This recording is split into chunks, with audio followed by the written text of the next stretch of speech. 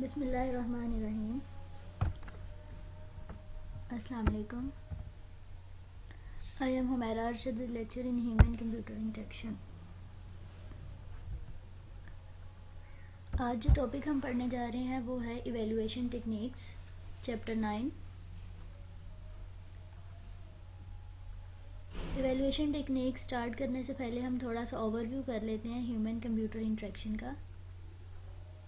जैसा कि हम पहले लेक्चर्स में पढ़ चुके हैं कि ह्यूमन कंप्यूटर इंटरेक्शन का बेसिक ऑब्जेक्टिव क्या है कि हमने एक मशीन और जो भी हमारी मशीन है और यूज़र है उनके दरमियान में इंटरेक्शन करवाना है। और बेसिकली ह्यूमन कंप्यूटर इंटरेक्शन में हम क्या पढ़ते हैं कि हमने सिस्टम और ह्यूमन का जो इंटरेक्शन है वो एक इफ़ेक्टिव वे से करवाना है कि यूज़र के पर्सपेक्टिव से इंटरेक्शन हो कि यूज़र उस सिस्टम को इजीली यूज़ कर सके। सिस्टम जो है वो यूज़र के लिए लर्नेबल हो, इफ़ेक्टिव हो, एफिशिएंट हो।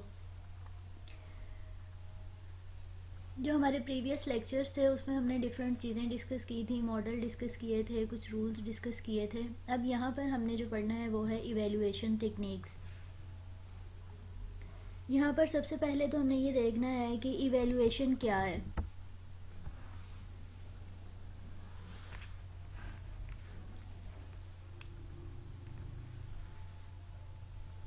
बेसिकली इवैल्यूएशन का मतलब ये है कि जब आपने कोई भी सिस्टम डेवलप कर लिया है या कोई भी आपने एक प्रोटोटाइप बनाई है तो उसको आपने इवैल्यूएट करना है, उस पर कुछ आपने टेस्टिंग परफॉर्म करनी है ताकि आप ये मेक श्योर हो जाए कि जो आप एक्शन परफॉर्म कर रहे हैं उसके अगेंस्ट जो आउटपुट है वही आउटपुट आ रही है जो आप एक्सपेक्ट कर रहे हैं। लाइक जो यूज़र की रिक्वायरमेंट है उसी के अकॉर्डिंग ही आपकी आउटपुट भी आ रही है। तो देखते हैं evaluation assess our design and test our system to ensure that they actually behave as we expect and meet user requirement.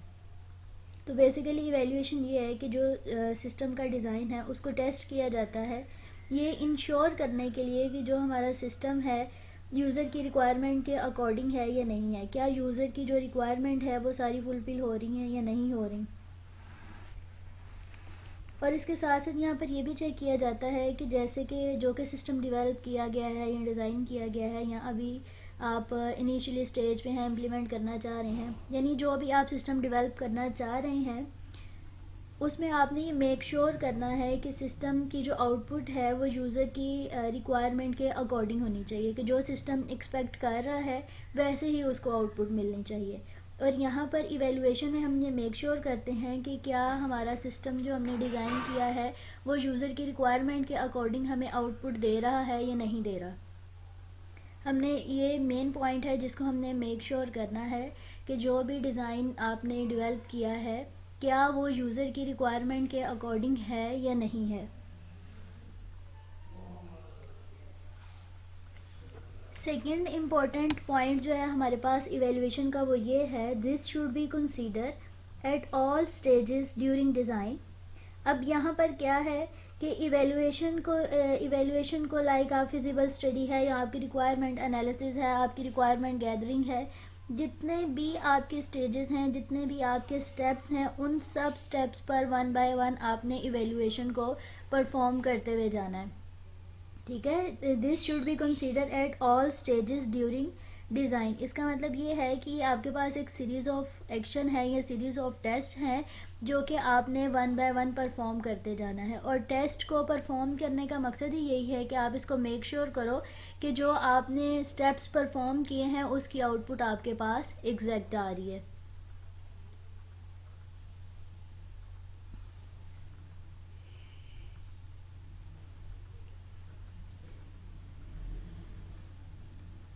और इवैल्यूएशन में आपने हर स्टेज पर like step by step series of action perform करने होते हैं evaluation करने के लिए।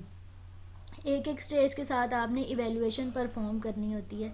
इसमें आप टेस्टिंग करते हैं अपनी रिक्वायरमेंट की, आपने कोड की, आपने जो डिज़ाइन डेवलप किया है, जो प्रोटोटाइप बनाई है, इसमें आप इसको वेरीफाई भी करते हैं और इसमें आपकी वैलिडेशन भी आ जाती हैं जिसको आप मेक श्योर करते हैं कि क्या ये हमारी रिक्वायरमेंट के अकॉर्डिंग है या नहीं है। इवैल्यूएशन का थर्ड इम्पोर्टेंट पॉइंट हमारे पास ये है कि problem can be around out by considerable effort and resources have been expended on the implementation itself. अच्छा, अब आप इस पॉइंट को ज़्यादा गौर से समझने की कोशिश करें. अब इसमें क्या है कि जब आपने किसी भी फेज़ की या किसी भी एक प्रोडक्ट को डेवलप करने के लिए अभी आप इनिशियली स्टेज पर हैं, ठीक है, तो जो आपका इनिशियल फेज़ है वो क्या है, रिक्वायरमेंट गैदरिंग का. तो आपकी जो फर्स्ट स्टेज पर रिक्वायरमेंट गैदरिंग है वो करेक्ट होनी चाहिए, ठीक है. लेकिन यहाँ पर प्रॉब्लम क्या क्रिएट होती है कि आपका जो फर्स्ट स्टेप है वहाँ पर ही आपकी रिक्वायरमेंट गैदरिंग जो है वो करेक्ट नहीं होती. और जब आपकी रिक्वायरमेंट गैदरिंग यानी इनिशियली फेज़ जो है वो ही करेक्ट नहीं है, तो आप बेशक इन ही रॉन्ग रिक्वायरमेंट के साथ आप फाइनल डेस्टिनेशन पर भी पहुंच जाते हैं, तो उसकी कोई एग्जैक्ट आउटपुट आपको नहीं मिलती. आपका जो एम है, आपका जो ऑब्जेक्टिव है, आप उसको फुलफ़िल नहीं कर सकते. तो इसीलिए यहाँ पर जो इम्पोर्टेंट चीज़ है वो ये है कि जब आपने किसी भी प्रॉब्लम को अवॉइड करना है, किसी भी प्रॉब्लम की अकरेंस को कम करना है, तो सबसे इम्पॉर्टेंट चीज़ ये है कि आपका जो रिक्वायरमेंट का फेज़ है, लाइक रिक्वायरमेंट गैदरिंग है, वो बहुत ध्यान से होनी चाहिए. और आपकी जो भी रिक्वायरमेंट यानी कि जो सिस्टम आप डेवलप करना चाह रहे हैं, एग्जैक्ट उसके अकॉर्डिंग आपने अपनी रिक्वायरमेंट को गैदर करना है. क्योंकि रिक्वायरमेंट गैदरिंग ही एक ऐसा फेज़ है जिसमें आपने जिसके अकॉर्डिंग आपने नेक्स्ट स्टेजेस को फुलफ़िल करना है. और जब आपकी रिक्वायरमेंट ही एग्जैक्ट नहीं होगी, इनिशियल फेज़ ही जो है वो इनकरेक्ट होगा, तो आप जो फर्दर स्टेप्स हैं उनको करेक्ट परफॉर्म नहीं कर सकते.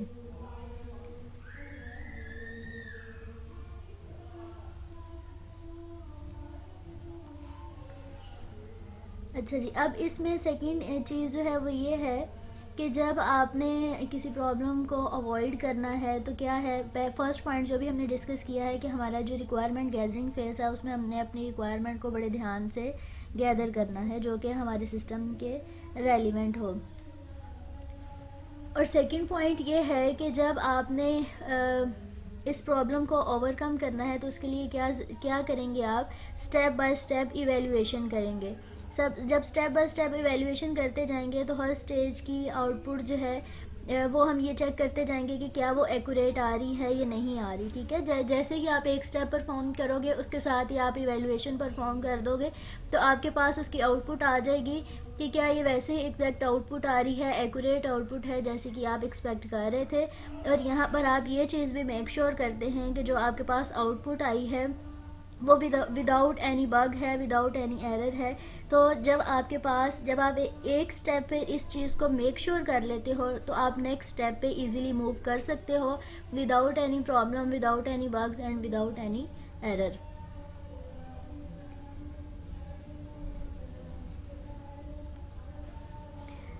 नेक्स्ट पॉइंट हमारे पास ये है इवेल्युएशन का कि जब आप इवेल्युएशन परफॉर्म करते हैं, like step by step perform करते हैं, आप अपनी प्रॉब्लम को अर्लियर स्टेज पे ओवरकम कर लेते हैं, तो क्या होता है, it is much easier to change a design in the early stage of development than in the later stages. अब इसका मतलब क्या है कि लाइक आपके पास आपने आपकी जो रिक्वायरमेंट गैदरिंग थी उसमें कोई प्रॉब्लम था, तो आपने क्या किया, वहाँ पर ही उसकी इवेल्युएशन परफॉर्म की, जो आपके पास प्रॉब्लम आ रही थी उसको ओवरकम कर लिया. इससे क्या फ़ायदा होगा कि जब आप नेक्स्ट स्टेजेस पर मूव करोगे तो आपके पास प्रॉब्लम नहीं आएगी, जो कि आप अगर प्रॉब्लम थी तो वो आपने अपने इनिशियली स्टेप में यानी फर्स्ट स्टेप में आपने उसको परफॉर्म कर लिया, उसको ओवरकम कर लिया और अब आप बग फ्री होकर नेक्स्ट स्टेज पर मूव कर सकते हैं. यहाँ तक हमने जस्ट डिस्कस किया है इवेल्युएशन को और उसके ऑब्जेक्टिव को कि हमें इवेल्युएशन क्यों परफॉर्म करनी पड़ती है, यानी कि क्या इसकी ज़रूरत है, ठीक है. अब जो नेक्स्ट हम डिस्कस करने जा रहे हैं वो है हमारे पास गोल्स ऑफ इवेल्युएशन. ये इवेल्युएशंस के गोल क्या हैं. अब यहाँ पर हमारे पास 3 इम्पोर्टेंट गोल हैं, ये आपको स्लाइड में दिख रहे हैं. assesses extent of system functionality, assesses effects of interface on user और थर्ड वन हमारे पास है identify specific problem. अब हम इन तीनों इवेल्युएशंस गोल को वन बाय वन डिस्कस करेंगे कि इसमें हमारे जो इवेल्युएशन गोल हैं वो क्या क्या हैं.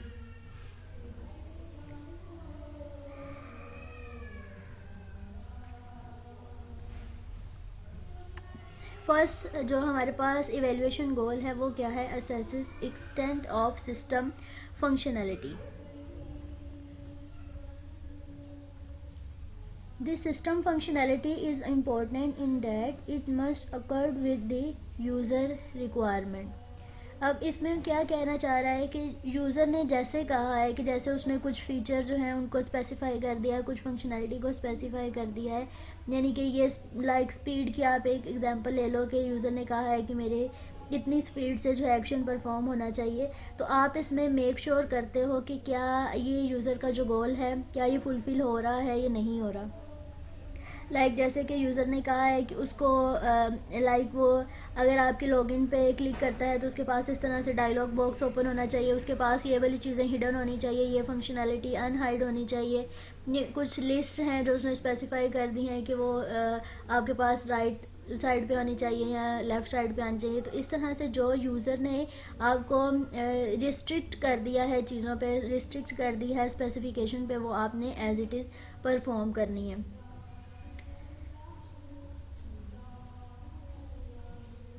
सेकेंड पॉइंट जो हमारे पास आ जाता है assesses extent of system functionality में, वो ये है design of system should enable user to perform their intended task more easily. क्या मतलब है इसका कि जब हमने यूज़र की जैसे कि फर्स्ट स्टेप में था कि यूज़र ने हमें रिस्ट्रिक्ट कर दिया है कि मेरे ये इंपॉर्टेंट पॉइंट है और ये होने चाहिए और इस तरह से इनकी डिज़ाइनिंग है, इस तरह से इनको आपने डिज़ाइन करना है। देन उसके बाद क्या होगा कि जब यूज़र की रिक्वायरमेंट के अकॉर्डिंग सारा कुछ किया जाएगा तो यूज़र उस सिस्टम को ईज़िली यूज़ कर सकेगा, वो सिस्टम यूज़र के लिए मोर इफ़ेक्टिव होगा और वो सिस्टम जो है उसको यूज़र ईज़िली यूज़ कर सकता है। सेकेंड हमारे पास इवेल्युएशन गोल आ जाता है assesses effect of interface on user. अच्छा, अब यहाँ पर इसका क्या मतलब है कि जो आपका इंटरफेस है, जो आपने इंटरफेस डिज़ाइन किया है, उसका यूज़र पर क्या इफ़ेक्ट आ रहा है। ये आपका नॉन फंक्शनल रिक्वायरमेंट में आ जाएगा कि आपने जो भी इंटरफेस बनाया है उसका यूज़र पर क्या इफ़ेक्ट आ रहा है, कि आपका सिस्टम कितना इजीली है। नेक्स्ट आ जाएगा कि इसमें यूज़ेबिलिटी के यूज़र आपके सिस्टम में कितना सेटिस्फाई है, यूज़र कितना आपके सिस्टम को एंजॉय कर रहा है। जब यूज़र आपके सिस्टम को यूज़ कर रहा है तो उसका इमोशनल रिस्पॉन्स क्या है, ये सारी चीज़ें आपकी आ जाएंगी सिस्टम इंटरफेस में। ठीक है कि आपका जो इंटरफेस है, जो आप प्रोडक्ट डेवलप करना चाह रहे हैं, वो इफ़ेक्टिव होनी चाहिए और आपने ये इवेलुएशन में जज करना होता है कि यूज़र पर आपके इंटरफेस का क्या इफ़ेक्ट पड़ रहा है, यूज़र को वो कैसा लग रहा है। लाइक जैसे आपकी कलर स्कीमिंग ही है, कुछ आप देखो प्रोफेशनल साइट्स पे जाओ या प्रोफेशनल ऐप्स पे जाओ तो उन्होंने एक ही थीम रखा होता है ओवरऑल स्लाइड्स में या ओवरऑल लेआउट पर, तो वो एक इफ़ेक्टिव जो है वो आपको रिज़ल्ट प्रोवाइड करता है। अगर आप इसके अगेंस्ट किसी ऐसी हब हैज़र्ड वेबसाइट को देख लो, उसमें मल्टीपल कलर हैं, आपका जो टेक्स्ट है वो डिफरेंट कलर में है, तो वो चीज़ें जो है वो डिफरेंट उसका इफ़ेक्ट होता है। तो यहाँ पर गोल इवेल्युएशन का जो सेकंड गोल है उसमें आप ये मेक श्योर करते हो कि जो आपका इंटरफेस है उसका क्या इफ़ेक्ट पड़ रहा है यूज़र पर, यूज़र की इमोशंस क्या हैं, यूज़र उस सिस्टम को यूज़ करते हुए कितना सेटिस्फाई है और यूज़र उसको उस सिस्टम को यूज़ करते हुए इंजॉय कर रहा है या नहीं कर रहा। और इसमें एक इम्पॉर्टेंट चीज़ ये है कि आपकी मेमोराइजेशन जो है ना, लाइक किसी भी सिस्टम को मेमोराइज करना, वो भी इजी होना चाहिए। मतलब कम वक्त में आप ज़्यादा चीज़ों को मेमोराइज कर लेते हैं। और यहाँ पर जो इम्पोर्टेंट चीज़ें हमने डिस्कस की हैं वो ये हैं कि आपका सिस्टम जो है वो सिस्टम का इंटरफेस जो है वो इफ़ेक्टिव होना चाहिए। जब आपका सिस्टम इफ़ेक्टिव होगा तो ईज़िली आप सिस्टम को लर्न कर सकोगे। Usability and the user satisfaction आ जाएगी कि यूज़ेबिलिटी का एक रोल आ जाएगा और यूज़र का सेटिस्फेक्शन लेवल आ जाएगा। यूज़र की एंजॉयमेंट और इमोशनल रिस्पॉन्स आ जाएगा। और इसके साथ साथ एक इम्पॉर्टेंट पॉइंट जो है वो ये है कि identify areas of design that overload the user. ये जो अभी मैंने आपके साथ मेमोराइजेशन का डिस्कस किया है कि इसमें जितना आप एक इफ़ेक्टिव इंटरफेस बनाओगे उतना ही आपको मेमोराइजेशन करने में आसानी होगी, यानी कि लेस टाइम, थोड़े वक्त में आप ज़्यादा चीज़ों को सीख लोगे, मेमोराइज़ कर लोगे और उनको रिमेंबर करना भी आसान होगा। अच्छा जी, अब थर्ड पॉइंट हमारे पास गोल ऑफ इवैल्यूएशन का आ जाता है आइडेंटिफाई स्पेसिफिक प्रॉब्लम। जैसे कि हमने इवैल्यूएशन गोल में पहले स्टेप में पढ़ा है कि यूज़र की रिक्वायरमेंट को हमने चेक करना है, उनको इंश्योर करना है कि क्या वो यूज़र की रिक्वायरमेंट के अकॉर्डिंग, जो कि यूज़र की डिमांड है उसके अकॉर्डिंग है या नहीं है। सेकेंड स्टेप में हमने क्या देखा है गोल ऑफ इवैल्यूएशन में, कि हमने इंटरफेस का इफ़ेक्ट देखा है, ठीक है, कि इंटरफेस जो है वो कितना यूज़र को इफ़ेक्ट कर रहा है। और थर्ड वन जो पॉइंट है उसमें हमने एरर को रिस्ट्रिक्ट करना है, ठीक है, एरर को आइडेंटिफाई करना है और उन एरर को रिजॉल्व करना है। Aspect of the design which when used in their intended context cause unexpected result or confusion among user. Concern with identified troubles put which can then be rectified. अब यहाँ पर क्या हम सीख रहे हैं, क्या सीखने की समझने की कोशिश कर रहे हैं कि इस थर्ड पॉइंट में हमने क्या करना है, प्रॉब्लम को स्पेसिफाई कर देना है, एक स्पेसिफिक प्रॉब्लम को आइडेंटिफाई करना है जो कि यूज़र के लिए कन्फ्यूजन क्रिएट कर रही है या कन्फ्यूजन क्रिएट कर सकती है, ठीक है। थर्ड जो हमारा गोल ऑफ इवैल्यूएशन है वो ये है कि जब आपने कोई भी सिस्टम को डेवलप किया है, डिज़ाइन किया है, तो उस पर हमने इवैल्यूएशन परफॉर्म करनी है। जब आपने इवैल्यूएशन परफॉर्म करनी है तो उसमें से आपने एरर और बग्स को भी रिमूव करना है। जब आपने एरर्स और बग्स को रिमूव करना है तो उसके लिए सबसे पहले आपको क्या करना पड़ेगा कि उन एरर्स को आइडेंटिफाई करना पड़ेगा। अब इसमें आपने क्या करना है, स्पेसिफिक प्रॉब्लम को आइडेंटिफाई करना है, ठीक है। जो स्पेसिफिक एरर है आपका, आपने उसको आइडेंटिफाई करना है।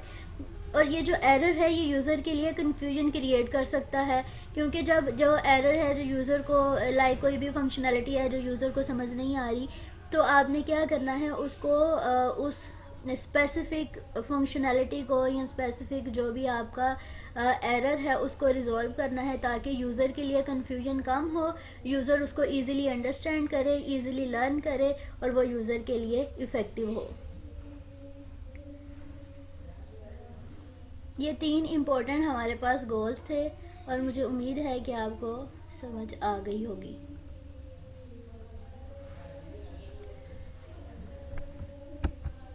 नेक्स्ट स्लाइड में हमारे पास आ जाते हैं इवेल्युएटिंग डिज़ाइन। इवेल्युएटिंग डिज़ाइन ये जो है हमारे पास डिफरेंट टेक्निक्स हैं जिनके थ्रू हम सिस्टम को इवेल्युएट करते हैं। सबसे पहले जो हमारे पास आता है वो आता है जी इवेल्युएशन थ्रू एक्सपर्ट एनालिसिस। अब ये हमारे पास क्या है, एक्सपर्ट एनालिसिस। अब यहाँ पर इसको आप ज़रा ध्यान से समझिएगा कि इवेल्युएशन थ्रू एक्सपर्ट एनालिसिस में क्या होता है कि सिस्टम की अभी इम्प्लीमेंटेशन स्टार्ट नहीं की हुई होती, ठीक है, अभी आपने सिस्टम की इम्प्लीमेंटेशन स्टार्ट नहीं की, फर्स्ट इवेल्युएशन आपने परफॉर्म करनी है थ्रू एक्सपर्ट एनालिसिस, ठीक है। यहाँ पर क्या है कि अभी आपने सिस्टम की इम्प्लीमेंटेशन स्टार्ट नहीं की और फर्स्टली आपका जो एक्सपर्ट है वो आपकी जो फर्स्ट इवेल्युएशन है उसको परफॉर्म करेगा। इसका बेसिकली इंटेंशन ये होगा कि जो आपकी नॉन कोग्निटिव प्रिंसिपल है, लाइक जैसे आपके पास कोग्निटिव प्रिंसिपल है, हमें पता है कि जो यूज़र को फीचर्स और फंक्शनैलिटी पसंद है वो आपने इम्प्लीमेंट करनी है, ये आपका क्या है, कोग्निटिव प्रिंसिपल है। बेसिकली इसमें आपने क्या करना है कि यूज़र के पर्सपेक्टिव से देखना है चीज़ों को, यूज़र के पर्सपेक्टिव से सोचना है कि किस तरह से यूज़र जो है इसको अंडरस्टैंड इजीली कर सकता है, किस तरह यूज़र इसको लेस टाइम में मेमोराइज़ कर सकता है। यूज़र फीचर्स को इजीली यूज़ कर सकता है, अंडरस्टैंड कर सकता है, लर्न कर सकता है, मेमोराइज़ कर सकता है। बेसिकली आपने इनिशियली ये इवेलुएशन परफॉर्म करनी होती है कि यूज़र किस तरह से इजीली इंटरेक्ट कर सकता है। The first evaluation of a system should ideally be performed before any implementation work has started। अब इसको हम ये कहेंगे कि ये हमारे पास एक्सपर्ट एनालिसिस इवेल्युएशन है जो कि आप इम्प्लीमेंटेशन स्टार्ट करने से पहले परफॉर्म करते हैं। अब हमारे पास जो इवेल्युएशन डिज़ाइन है वो कुछ इस तरह से हैं। 3 हमारे पास इवेल्युएशन डिज़ाइन कह लें, इवेल्युएशन टेक्निक्स हैं जिनको हम अप्लाई करते हैं अपने सिस्टम को इवेल्युएट करने के लिए। तो सबसे पहले जो टेक्निक हमारे पास आती है वो है cognitive walk through. Second one हमारे पास आ जाती है ह्यूरिस्टिक इवेल्युएशन, और थर्ड वन हमारे पास आ जाती है रिव्यू बेस्ड इवेल्युएशन। इन तीनों टेक्निक्स को या तीनों डिज़ाइन को हम वन बाय वन डिस्कस करेंगे। सबसे पहले हम शुरू करते हैं कॉग्निटिव वॉक थ्रू।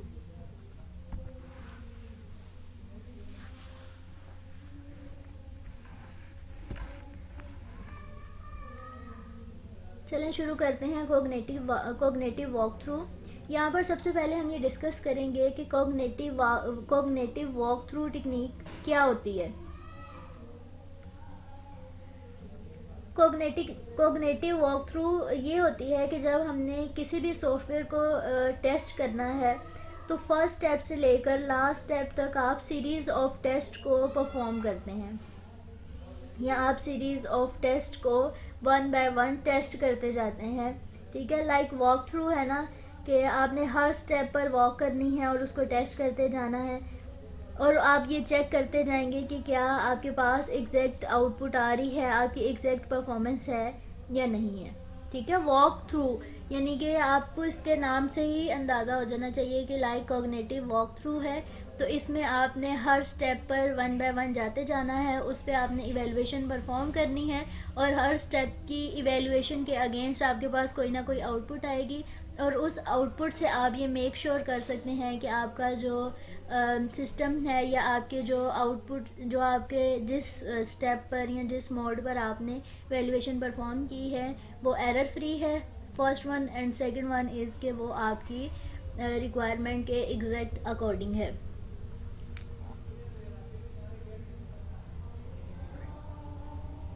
जब हमने cognitive walk through evaluation perform करनी है, यानी कि आपने सीरीज ऑफ एक्शन परफॉर्म करने हैं, हर स्टेप पर आपने वॉक करनी है, उसकी आउटपुट चेक करनी है, तो आप ये भी चेक करेंगे कि कोई इसमें बग तो नहीं है, कोई इसमें एरर तो नहीं है। अब इसमें जो एक इम्पोर्टेंट चीज़ हमारे पास आ रही है वो है साइकोलॉजिकल थेरी। और ये हमारे पास एक एडिशनल फीचर है, या आप कह लें कि एडिशनल स्टेप है जो कि हम परफॉर्म करते हैं, साइकोलॉजिकल थ्योरी। हम ये देखेंगे कि साइकोलॉजिकल थ्योरी क्या है।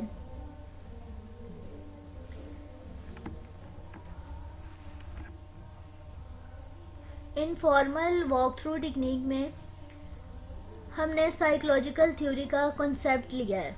ठीक है, मींस कि यूज़र के पर्सपेक्टिव से सोचना है, यूज़र की साइकी को समझना है कि यूज़र को कौन से फीचर पसंद है, यूज़र सिस्टम को समझ पाएगा या नहीं समझ पाएगा।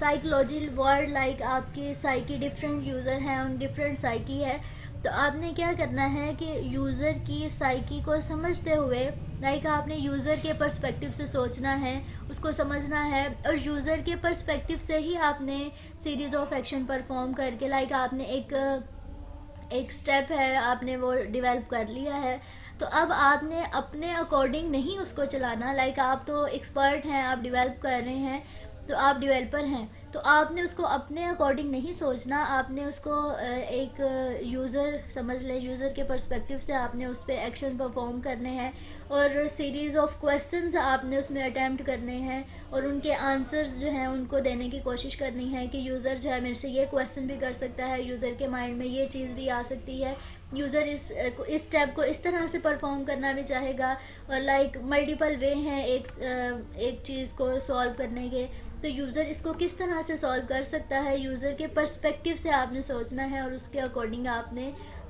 उसकी जो सेटिंग करनी है, जो आपने उसको मैनेज करना है, वो सारा यूज़र के पर्सपेक्टिव से करना है। जब आप किसी भी सिस्टम को डेवलप करते हो और उसको यूज़र के पर्सपेक्टिव से समझने की कोशिश करते हो, तो यूज़र के पर्सपेक्टिव से सिस्टम को इन्हांस करते हो। ठीक है, लाइक आपने कोई एप्लीकेशन बनाई है, तो आप तो डेवलपर हो, आप जस्ट उसको डेवलप कर दोगे, लेकिन उसको डेवलप करने के बाद लाइक आपके पास एक मॉड्यूल है, वो डेवलप हो गया है, तो अब आप क्या करोगे, उस पर सीरीज ऑफ एक्शन परफॉर्म करोगे, लेकिन आप सीरीज ऑफ एक्शन जो परफॉर्म करोगे वो किसके अकॉर्डिंग परफॉर्म करोगे, अपने यूज़र के अकॉर्डिंग, कि मेरा यूज़र इसको इस तरह से भी सोच सकता है, इस तरह से भी सोच सकता है, like multiple series of question आ जाएंगे आपके पास, और आपने यूज़र के अकॉर्डिंग उन क्वेश्चन, मतलब अपने आप को आपने पहले से ही प्रिपेयर करना है कि अगर मेरा जो यूज़र है वो कुछ इस तरह से क्वेश्चन कर सकता है या कुछ इस तरह से उसकी डीलिंग हो सकती है, तो आपने उनको किस तरह से आंसर करना है, यूज़र के पर्सपेक्टिव से सोचना है, यूज़र के पर्सपेक्टिव को आपने फुलफ़िल करने की कोशिश करनी है।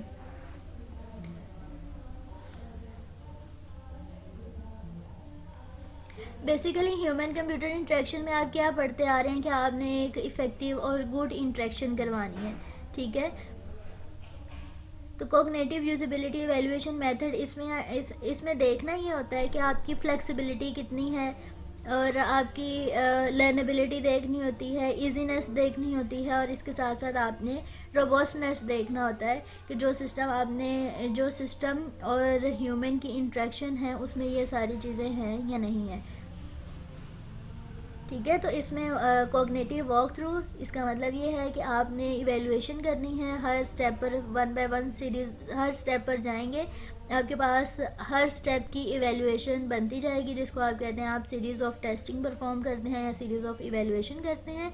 सेकेंड इंपॉर्टेंट चीज़ जो हमारे पास कॉग्निटिव वॉक थ्रू में आ रही थी, वो हमारे पास साइकोलॉजिकल इफ़ेक्ट है कि आपने जो भी प्रोडक्ट को डेवलप करना है उसको आपने यूज़र के पर्सपेक्टिव से देखना है, यूज़र के पर्सपेक्टिव से सीरीज़ ऑफ एक्शन परफॉर्म करने हैं, और अपने आप को प्रिपेयर करना है हर तरह से कि यूज़र जो है वो इस तरह से टास्क भी परफॉर्म कर सकता है, यूज़र की इस तरह से क्यूरी भी हो सकती है। कोग्निटिव वॉक थ्रू में बेसिकली दो evaluator series of task perform करते हैं, लाइक इवेल्युएटर जो कि इवेल्युएशन परफॉर्म कर रहे होते हैं उनको हम कहते हैं ये हमारे पास इवेल्युएटर है, और कोग्निटिव वॉक थ्रू में दो इवेल्युएटर सीरीज ऑफ इवेल्युएशन जो है वो सीरीज ऑफ टास्क परफॉर्म करते हैं, और क्वेश्चंस को यूज़र के पर्सपेक्टिव से पूछते हैं, उनको सॉल्व करते हैं, और यूज़र के पर्सपेक्टिव से ही उसको प्रिपेयर करने की कोशिश करते हैं। The focus of the cognitive walkthrough is an understanding the system learnability for new or infrequent user। ठीक है, ये आपके पास एक इम्पॉर्टेंट पॉइंट है। इसका क्या मतलब है कि कॉग्निटिव वॉकथ्रू में आपने इस चीज़ को भी अंडरस्टैंड करने की कोशिश करनी है कि जो सिस्टम आप डेवलप कर रहे हैं कि वो जैसा कि एक यूज़र है जिसने अपनी रिक्वायरमेंट बताई है और आपने उनकी रिक्वायरमेंट के अकॉर्डिंग डेवलप करके दिया है, और यूज़र जो है उसको जो भी प्रोडक्ट है उसको यूज़ कर रहा है, लेकिन इसके अगेंस्ट अगर आपके पास एक न्यू यूज़र आ जाता है जिसको कि फंक्शनैलिटी का नहीं पता, तो क्या वो भी वैसे ही सीरीज ऑफ एक्शन परफॉर्म कर सकता है, इजीली समझ सकता है सिस्टम को, और उसकी मेमोराइजिंग जो है वो वैसे ही है जैसे कि एक जो हमारा यूज़र है उसको समझ रहा है। इसको और इजी समझने की कोशिश करते हैं कि लाइक एक हमारे पास कम्युनिटी है जो कि उस सिस्टम को समझती है और उस पर सीरीज ऑफ एक्शन परफॉर्म करती है। अब एक नया यूज़र है जिसको उस सिस्टम का नहीं पता, उस सिस्टम को वो यूज़ करता है, तो क्या वो भी वैसे ही यूज़ इजीली कर सकता है जैसे कि एक नॉन यूज़र या नॉन पर्सन कर रहा है। ठीक है, ये इम्पोर्टेंट चीज़ है कि जो एक जिस यूज़र को सिस्टम का पता है वो भी वैसे ही एक्शन परफॉर्म करे, और एक अगर अननोन यूज़र है या इनफ्रीक्वेंट नंबर ऑफ यूज़र आ रहे हैं आपके पास, तो वो भी वैसे ही एक्शन परफॉर्म करें जैसा कि एक नॉन यूज़र करता है।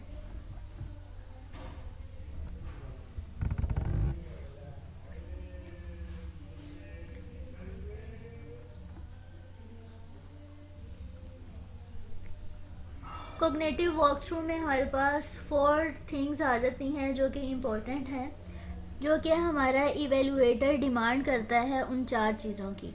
अब वो 4 चीज़ें कौन कौन सी हैं?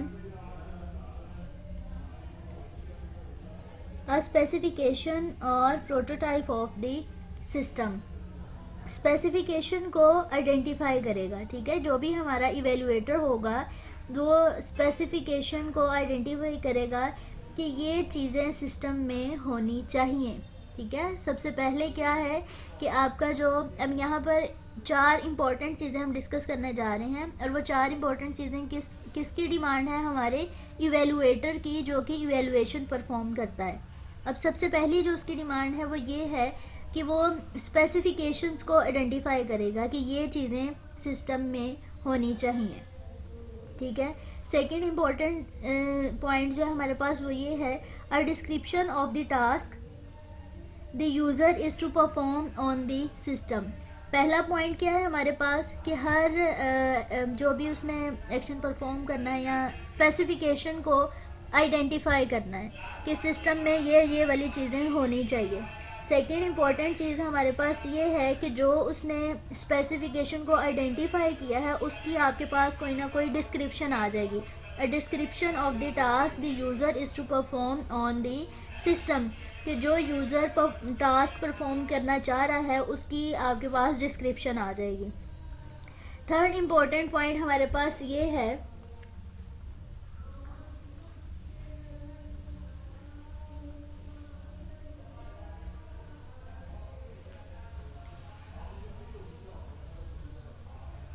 once user have found the correct action will they known it is the one they need।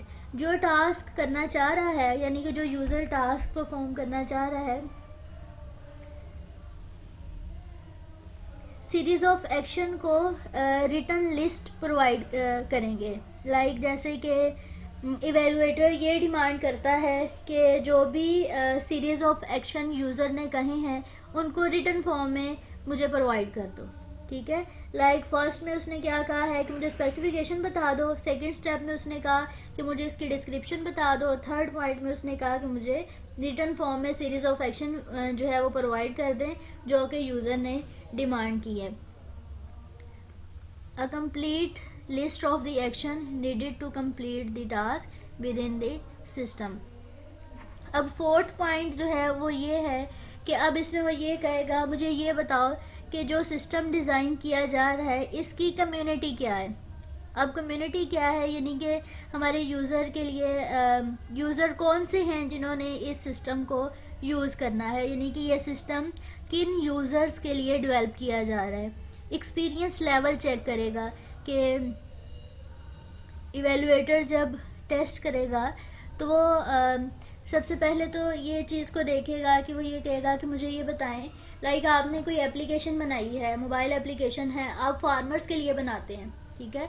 तो आप यहाँ पर सबसे पहले फोर्थ, ये हमारा इंपॉर्टेंट पॉइंट है जो इवेलुएटर डिमांड करता है। फोर्थ पॉइंट में वो क्या करेगा, तो ये कहेगा कि मुझे ये बताओ कि ये आपने जो एक एप्लीकेशन बनाई है इसकी कम्युनिटी कौन सी है। लाइक जैसे एप्लीकेशन बनाई है तो ये फार्मर्स के लिए बनाई है, तो ये जो फार्मर है ये हमारे पास कम्युनिटी है, हमारे यूज़र्स हैं। लाइक आपने कोई भी एग्रीकल्चर से रिलेटेड एप्लीकेशन बनाई है जिसमें आप उसको वेदर की जो है वो अपडेट देते हैं, तो क्या आप उसमें सारी आपके जो फार्मर हैं वो इतने पढ़े लिखे नहीं होते, ठीक है।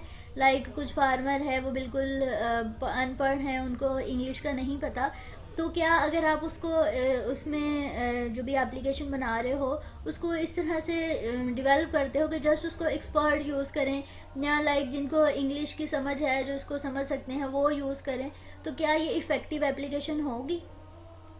नहीं, ये इफ़ेक्टिव एप्लीकेशन नहीं होगी। जब भी आपने कोई भी प्रोडक्ट को डेवलप करना है तो उसके लिए आपने उसकी कम्युनिटी, जो आपकी टारगेट पीपल्स हैं या आपके टारगेटेड यूज़र हैं, आपने उसको आइडेंटिफाई करना है। आपने देखना है कि आप इस कम्युनिटी के लिए ये एप्लीकेशन बनाने जा रहे हैं, तो क्या वो लोग इस चीज़ को ईज़िली समझ पाएंगे या नहीं समझ पाएंगे, ठीक है। आपने इस चीज़ को ध्यान में रखना है, और हमारा जो इवेलुएटर है वो इस चीज़ को मद्देनज़र रखते हुए जो है सिस्टम की इवेलुएशन करता है। और इसके साथ साथ जब हमारा इवेलुएटर टेस्ट करेगा तो वो अज्यूम करेगा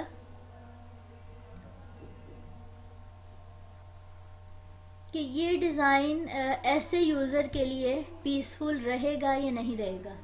अब देखेंगे यहाँ पर जो हम बात डिस्कस कर रहे हैं वो ये है कि सबसे पहले जब भी आपने कोई प्रोडक्ट डेवलप करनी है तो उसमें आपने अपनी टारगेट, जो भी आपकी कम्युनिटी है उसको आपने टारगेट करना है। लाइक फार्मर है तो आपने अपने फार्मर्स के अकॉर्डिंग ही डिज़ाइन को, एप्लीकेशन के डिज़ाइन को डेवलप करना है, ठीक है। सेकंड इसमें क्या होगा कि जब आपने डिज़ाइन को डेवलप, जो भी आपका डिज़ाइन था वो बन गया है, तो फिर इवेलुएटर को ये पता चल जाएगा कि आपकी जो कम्युनिटी है वो ये है, लाइक फार्मर है। फिर वो इवेलुएटर अपने आप को एक फार्मर समझेगा और फार्मर के अकॉर्डिंग उस एप्लीकेशन को अज्यूम करेगा कि फार्मर जो है वो इस तरह से इसको, लाइक कलरिंग है या इमेजेस हैं तो उसको इजीली अंडरस्टैंड कर पाएगा या नहीं कर पाएगा। इन शॉर्ट ये है कि जो भी आप एप्लीकेशन बनाओगे ना, लाइक आपने कम्युनिटी आपकी फार्मर है तो इवेल्युएटर ने क्या किया, अपने आप को फार्मर कंसीडर कर लिया है, अज्यूम कर लिया है, और देन उस एप्लीकेशन को यूज़ करेगा और उसके फीचर्स को समझने की कोशिश करेगा कि क्या ये फार्मर्स के अकॉर्डिंग है या नहीं है।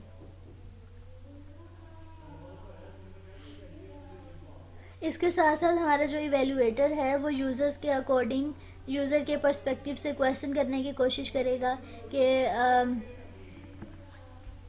अब वो क्वेश्चन जो भी करेगा, लाइक अगर आपका कोई फार्मर है तो उसको फंक्शनैलिटी किस तरह से समझ आएगी, या आपका जो फंक्शनैलिटी है वो किस तरह से उसको इंटरप्रेट करेगा। ये सारी चीज़ें जो है वो इवेल्युएटर अपने आप को कम्युनिटी का एक पीपल या एक पर्सन जो है वो अज्यूम करेगा और देन वो उसको समझने की कोशिश करेगा। अब यहाँ पर क्या है कि जो यूज़र, जो हमारा इवेल्युएटर है वो अपने आप को एक फार्मर अज्यूम करता है, या कोई भी पर्सन यानी कि जिसके लिए आपने सिस्टम डेवलप करता है, तो उसके अकॉर्डिंग वो ना क्वेश्चन रेज करेगा कि ये वाले क्वेश्चंस भी हो सकते हैं। अब सबसे पहले क्वेश्चन जो है वो क्या होगा कि यूज़र जो एक्शन परफॉर्म करना चाह रहा है, इस एक्शन के अगेंस्ट वही आउटपुट आ रही है जो यूज़र ने एक्सपेक्ट की है, ठीक है। सेकेंड क्वेश्चन ये आएगा, एक्शन अवेलेबल और नॉट। समटाइम्स एक्शंस विजिबल नहीं होते, ठीक है, हाइड होते हैं, तो आपने यहाँ पर मेक श्योर करना है कि एक्शंस अवेलेबल और नॉट, आपके एक्शन जो है वो अवेलेबल है या नहीं है। लाइक आपके पास कोई भी सिस्टम है, आप उसमें फंक्शनैलिटी फीचर जो है वो अपने मुताबिक बना लेते हैं सेटिंग में, कुछ चीज़ें जो है वो हाइड होती हैं, आपको ऑप्शंस में, मल्टीपल ऑप्शंस में जाना पड़ता है, देन आप उस ऑप्शंस, डिज़ायर ऑप्शन तक जाते हैं। तो आपने यहाँ पे मेक श्योर करना है कि आपके जो एक्शंस हैं वो विजिबल होने चाहिए या नहीं होने चाहिए, कितने आपके एक्शन जो हैं वो विजिबल हैं और कितने आपने हाइड ऑप्शंस किए हुए हैं। और फोर्थ वन पॉइंट हमारे पास ये आ जाएगा कि फीडबैक से सेटिस्फेक्शन लेवल को जज किया जाएगा कि जो हमारे पास फीडबैक आ रही है उससे हमारा यूज़र जो है वो कितना सेटिस्फाई है और कितना सेटिस्फाई नहीं है।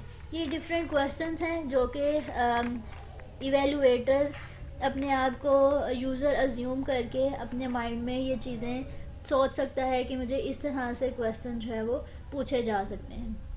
ये ओवरऑल कंप्लीट हो गया है हमारा just cognitive walk through technique.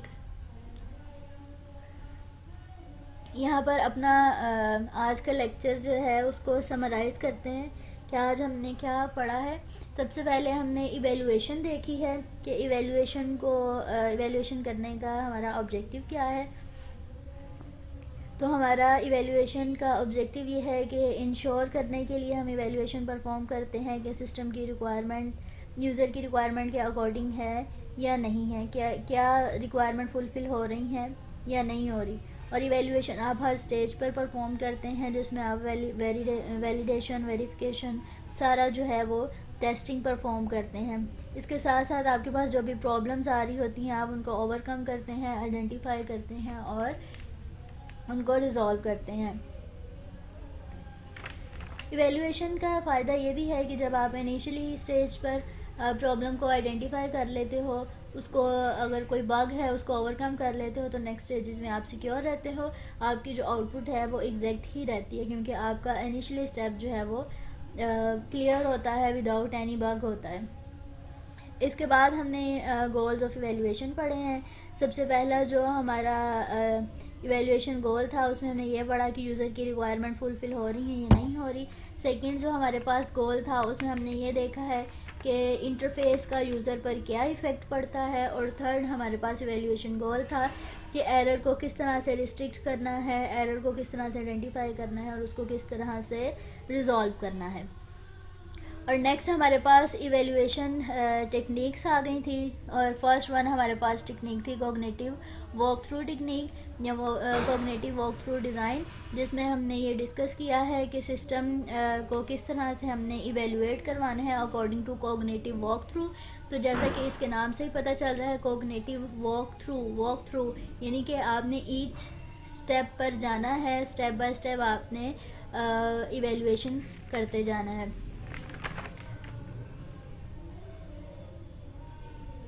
इसके साथ हमने ये पढ़ा है कि किस तरह से यूज़र के पर्सपेक्टिव से सिस्टम को इन्हांस करना है, यूज़र के पर्सपेक्टिव से सोचना है। इसके साथ हमने ये देखा है कि इवेल्युएटर ने जब किसी भी सिस्टम को इवेल्युएट करना है तो उसमें 4 इम्पॉर्टेंट थिंग्स कौन कौन सी हैं। सबसे पहली ये थी कि स्पेसिफिकेशन को आइडेंटिफाई करना। सेकंड पॉइंट ये था कि हमारे पास शॉर्ट डिस्क्रिप्शन आ जाती है हमारे टास्क की, जो कि यूज़र की रिक्वायरमेंट है। थर्ड वन हमारे पास आ जाता है कि इवेल्युएटर डिमांड करता है कि उसको जो भी सीरीज़ ऑफ एक्शन है वो रिटन फॉर्म में दी जाए। और फोर्थ वन है कि हमारा इवेल्युएटर डिमांड करता है कि कम्युनिटी के बारे में उसको बताया जाए। देन इवेल्युएटर अपने आप को कम्युनिटी के अकॉर्डिंग अज्यूम करता है और उसको इवेल्युएट करता है। और लास्ट में हमने ये पढ़ा है कि हमारा इवेल्युएटर कम्युनिटी के अकॉर्डिंग जब अपने आप को अज्यूम करता है तो उसके माइंड में मल्टीपल क्वेश्चन आ जाते हैं और वो क्वेश्चन कौन कौन से हैं और उन क्वेश्चन को किस तरह से ओवरकम करना है। आई होप कि आपको आज का लेक्चर समझ आया होगा। अगर आपको कोई क्वेश्चन या क्यूरी हो तो आप पूछ सकते हैं। आज का लेक्चर यहाँ पर वाइंड अप करते हैं। Thank you.